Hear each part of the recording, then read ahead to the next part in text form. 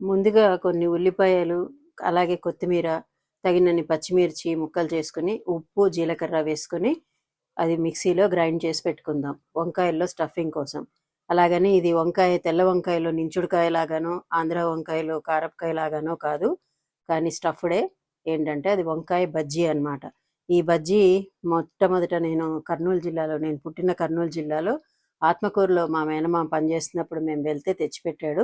తర్వాత మా సొంతూరైన గుంటూరులో కూడా చాలా ఫేమస్ అని తెలిసింది. సరే, ఇది మీకు చేసి చూపిద్దామని వచ్చేసాను. ఇలా చీలికగా చేసి పెట్టుకున్నవి లేత వంకాయలు అయితే కొంచెం బాగా వేడి నీళ్ళల్లో వేసుకొని కొద్దిగా మగ్గిస్తే చాలు. అదే ముదురువైతే ఇలాగే చీల్చుకొని నూనెలో ఒక 5 నిమిషాలు మగ్గిస్తే తర్వాత ఇక్కడ మనం రుబ్బి పెట్టుకున్న ఈ స్టఫ్ దానిలో కూరి బజ్జీలాగా వేసుకుందాం.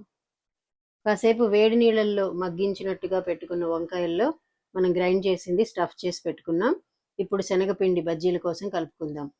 కప్పు శనగపిండికి పావు కప్పు బియ్యపిండి వేసుకుని కొంచెం పసుపు, ఉప్పు, కారం, ఇంగువ, సోడా ఉప్పు, కొద్దిగా జీలకర్ర, వాము కూడా వేసాను, కారం కూడా కలిపి గరిటె జారుగా కలుపుకుందాం.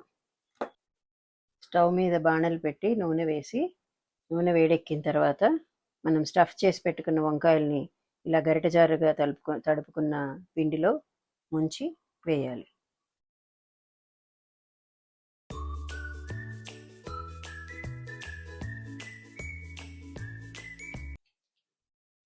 కాస్త వేగింది అనిపించాక అప్పుడు తిప్పాలి, లేకపోతే అంతా చెదిరిపోతుంది.